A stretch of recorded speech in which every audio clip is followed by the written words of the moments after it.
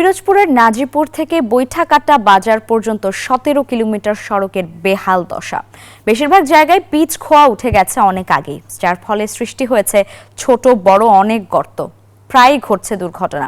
২৪ সালের জুনে কাজ শুরু হওয়ার কথা থাকলেও কাজ এখনো শুরুই হয়নি। এলজিইডি জানিয়েছে মন্ত্রণালয় থেকে রাস্তাটি পর্যবেক্ষণ করে গেছে, দ্রুত কাজ শুরু করা হবে। পিরোজপুর থেকে গোলাম মোস্তফার তথ্যচিত্রে দেখুন ডেস্ক রিপোর্ট।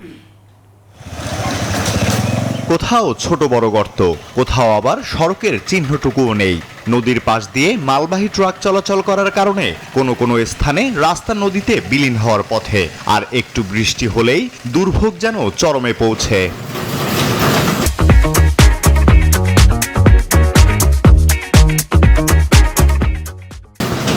বৈঠাকাটা বাজারে যাতায়াত ও ৫ ইউনিয়নের মানুষের নাজিরপুর সদরে আসার রাস্তা এটি।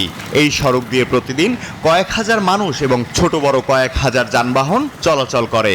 ফলে চরম ভোগান্তি পোহাচ্ছেন যাত্রী ও স্থানীয়রা। প্রতি মাসে অন্তত একটা অ্যাক্সিডেন্ট ঘটে এই রাস্তায়।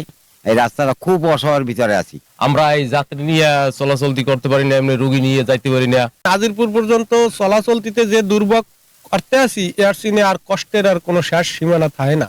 প্রায় ৪৪ কোটি টাকা চুক্তিতে কাজ পায় ঠিকাদারি প্রতিষ্ঠান ইপ্তি ইটিসিএল। গেল বছর জুনে শুরু হয়ে চলতি বছরের জুনে কাজ শেষ হওয়ার কথা থাকলেও এখনো কাজ শুরুই হয়নি। বিগত দিনে আমরা শুনেছি যে এই রাস্তাটি নাকি টেন্ডার হয়েছিল এবং কাজবাজ হওয়ার কথা ছিল, কিন্তু বিগত ১৫ বছর ধরে একইভাবে আছে রাস্তাটি, এর কোনো সংস্কার হচ্ছে না। একজন ডেলিভারি রোগী হইলে তারে নিয়ে যাওয়ার মতো কোনো একটা অ্যাম্বুলেন্স এখানে আসে না। দ্রুত এই সড়কটির কাজ শুরু করার জন্য ঠিকাদারি প্রতিষ্ঠানের সাথে যোগাযোগের চেষ্টা চলছে বলে দায়সারা জবাব এলজিইডি কর্তৃপক্ষের।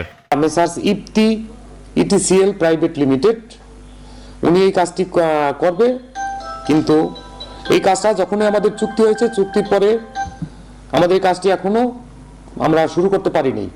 ঠিকাদারের সাথে আমরা যোগাযোগ করার চেষ্টা করিতেছি যে এই কাজটি শুরু করার জন্য।